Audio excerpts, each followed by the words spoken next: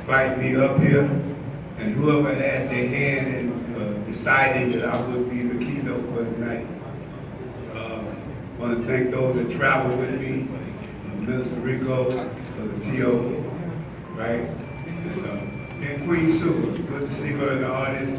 She's the one leading that charge that Minister Rico was talking about with the ladies. Queen Sue here in too? the community. You know, I'm a founder, CEO of NAFI, National Alliance for the Empowerment of the Formerly Incarcerated.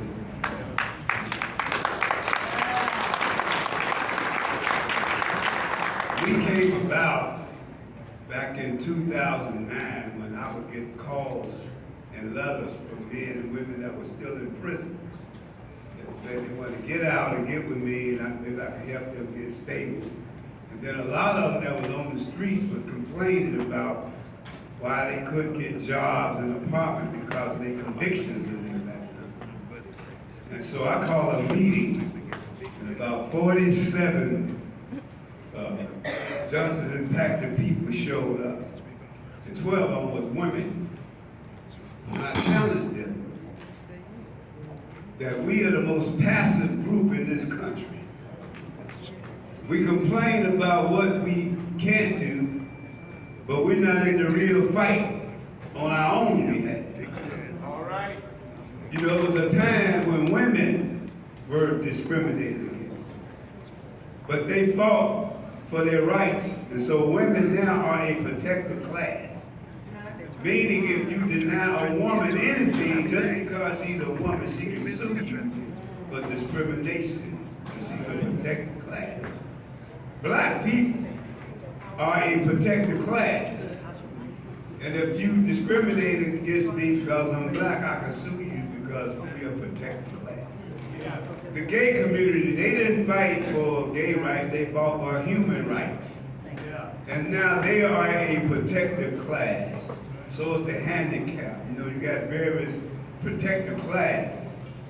And so my mission is that formerly incarcerated convicted people fight to become a protected class. Because see, the 13th Amendment of the United States Constitution says no person U.S. citizenship should be subject to slavery or indentured servitude unless otherwise convicted of a crime. So what that does, we have what you call 3/5 citizenship. I've been out of prison 39 years, and I still can't become a licensed real estate broker. I can't sell insurance. There's over 180 licenses in Illinois that I can't even apply for because of my conviction. Based on the 13th Amendment, it gives the regulation board the authority to set criteria to exclude convicted felons from applying for certain licenses. And see, we do time in prison, but when we come out, society punishes us. These are called collateral consequences. See, I remember about 6 years ago, they had a hearing at the Congressional Black Caucus. They had a hearing in D.C., and each black congressperson had to bring a convicted felon from their state to testify in this hearing. And Congressman Davis chose me to represent Illinois on his behalf, right?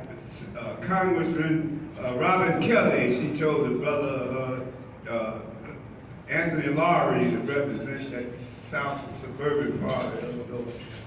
And I confronted Congress. I said, you say we paid our debt to society, but why isn't the Second Amendment says that all citizens have a right to bear arms, but because of our conviction, we can't even get a Ford card? You saying we paid our debt to society, but why is it that the local school board say they don't allow convicted felons to work nowhere in the Chicago public school system? Right? So I urge Congress, you know, they need to put the debt in writing, because right now it's a myth. The debt is not written nowhere. So I challenge they put it in writing, then they give us some leverage. Right? The client asked me to talk about nonviolence. So you got violence prevention, then you got violence interruption, and And then you got nonviolence. And it's different. Violence prevention is to train people up so they can prevent from being violent. But see, in our society, this is a violent society we live in. There's no way around violence coming into your psyche. You know, even children are programmed to be violent. Or if somebody hits you, you hit them back.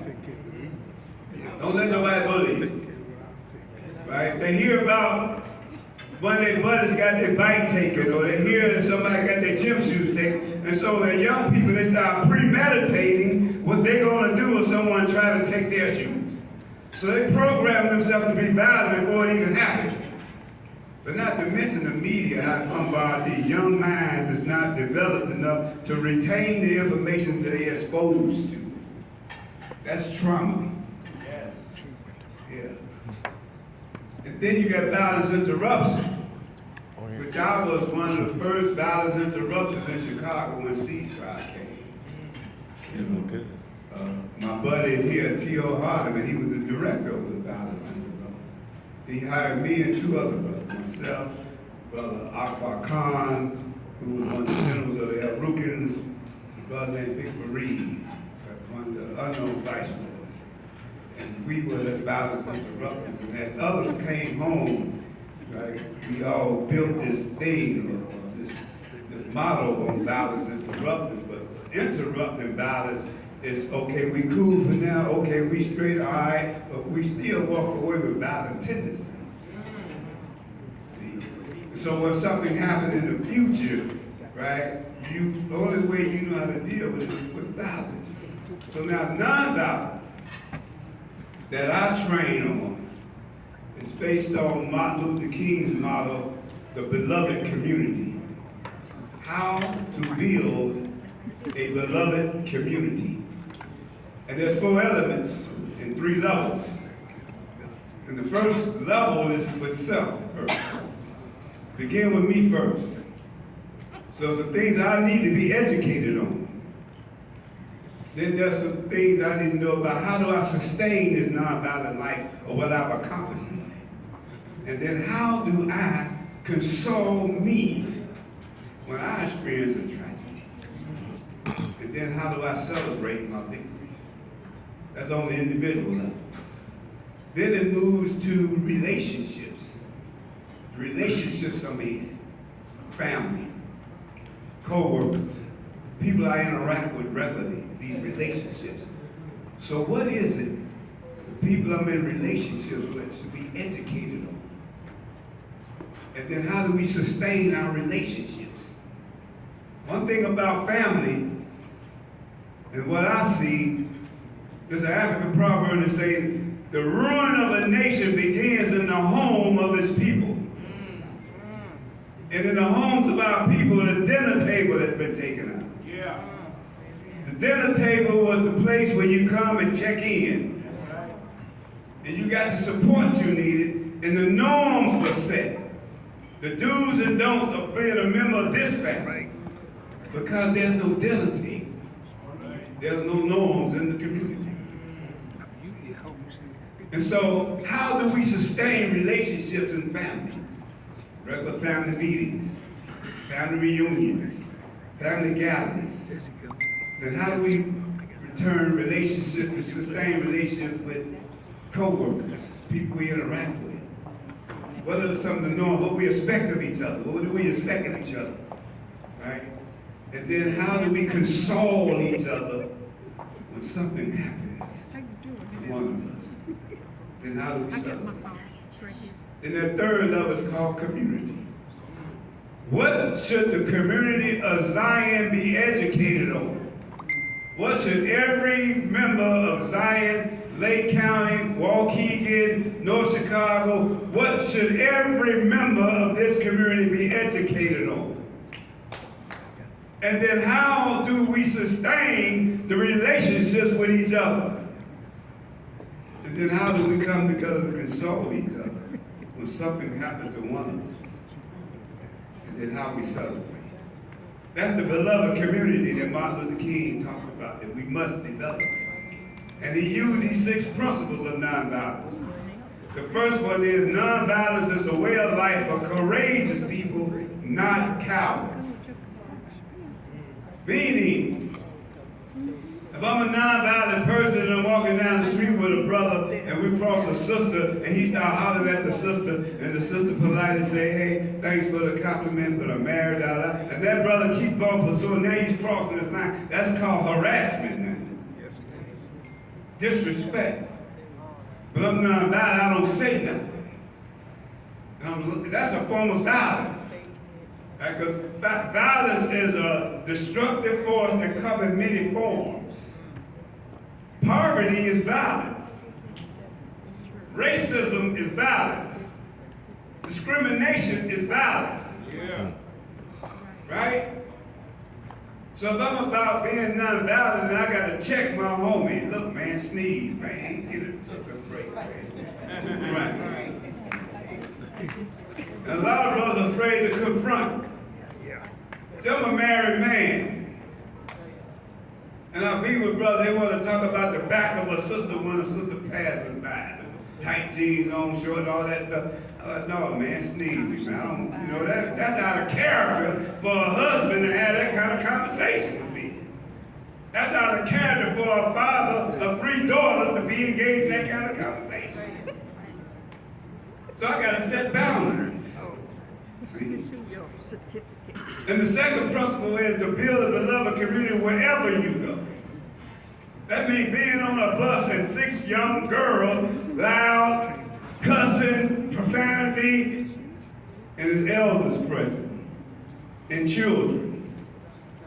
First principle, nonviolence is a way of life for courageous people, not cowards. Speak up. Do y'all mind refraining from this language because we got some elders present and children? Knowing they might cuss me out and want to attack me, but I got to have the courage to say something. Yeah. And then that third principle, we got to attack the forces of evil, not the person doing the evil. All right. Yeah, we can attack the police that boldly shoot a young black person or what have you. But then there's going to be another one and another one after that because there's a force of evil that protects them. Put them on desk duty. Right? And allow them to keep their pension.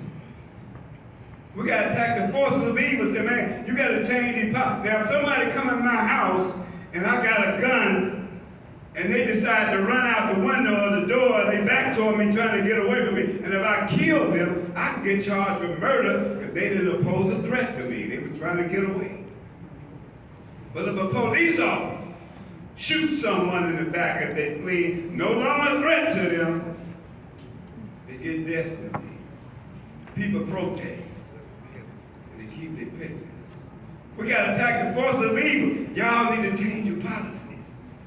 And let that police know not only will we charge you, we're going to convict you, send you to prison, and take your pension. And then they get the message. They got to change their behaviors.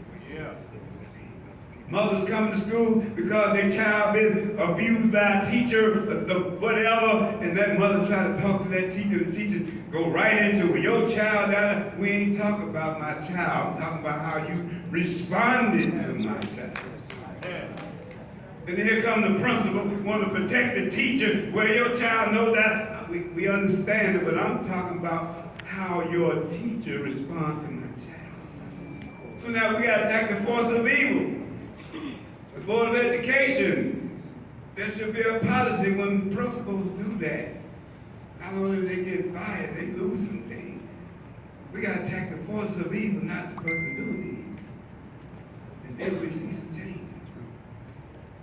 Then there's this principle, can you accept suffering without retaliation for the sake of the just cause?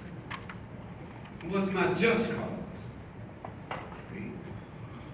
Mr. Rico mentioned, I'd been to prison.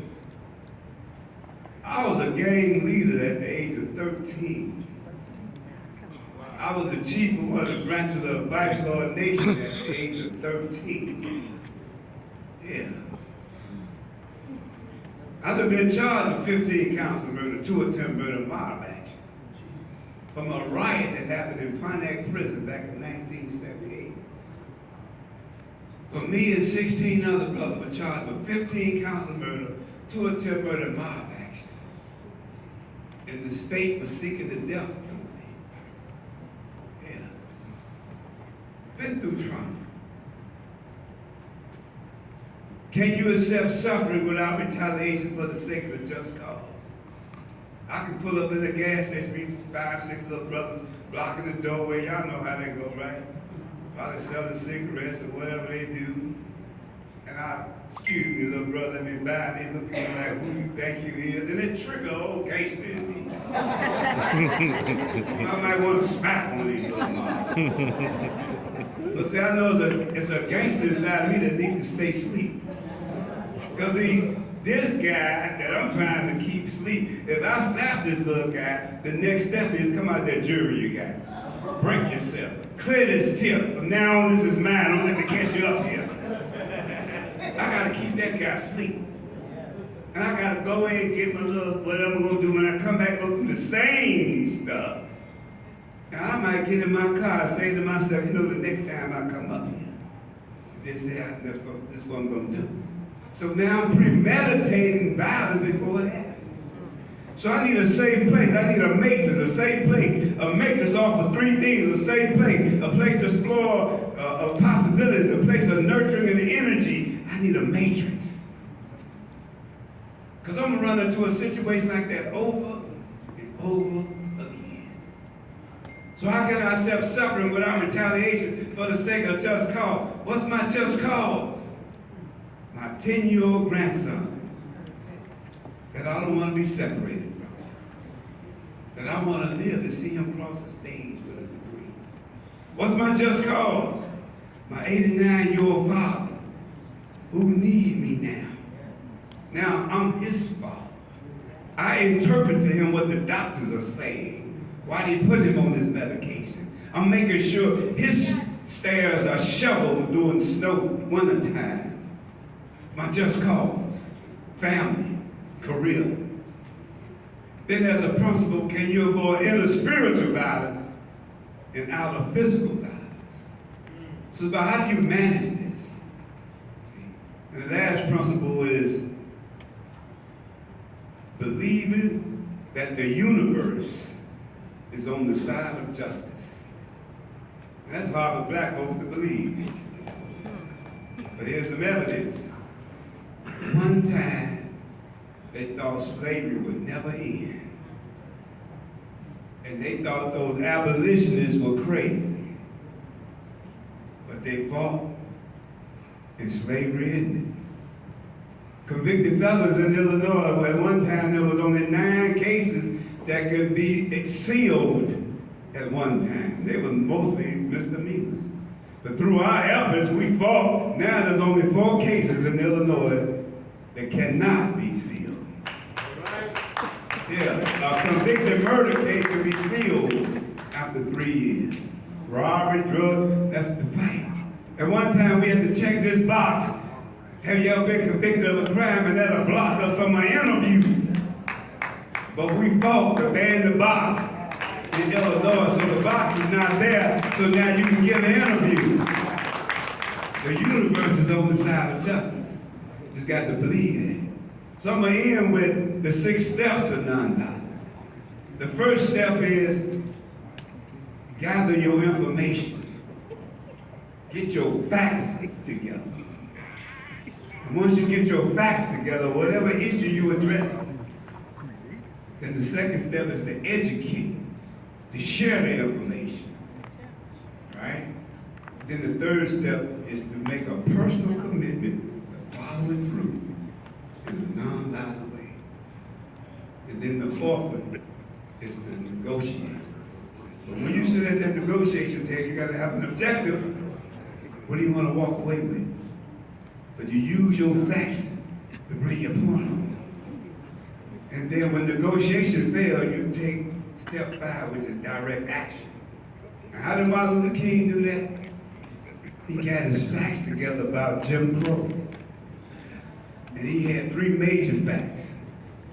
Fact one, Jim Crow laws is a direct violation of black people's constitutional rights. Fact number two, Jim Crow laws were a direct violation of federal laws. Fact number three, federal government knew Jim Crow laws violated federal laws and black people's constitutional rights and hadn't did nothing to get rid of it. So he educated community, even President Kennedy, on those facts. Even George Wallace and Bull Connor educated them. And when they sat at the negotiation table, they rejected their proposals. So they had to go to step 5 and take direct action. Some of y'all see them old films where they spraying people with water hoses and sticking dogs on them. Do you know those were kids? Those weren't grown people. Those were kids. And that turned President Kennedy's stomach. Right? And other white folks like, that's wrong the way they treat them people. And they brought them back to the negotiation table. And see, by that time, President Kennedy called what he called the Big Six to the White House. The Big Six was the most 6 influential black men in this country at that time. Roy Wilkins, who was the head of the NAACP at the time. Whitney Young, who was the head of the Urban League at that time, who challenged corporate America that didn't hire black folks, but within a year's time, they hired over 400 black people in corporate America through the efforts of Whitney Young. A. Philip Randolph, whose idea was to march on Washington August 28, 1963. It wasn't Martin Luther King's idea. It was A. Philip Randolph's idea. Then you had John Lewis.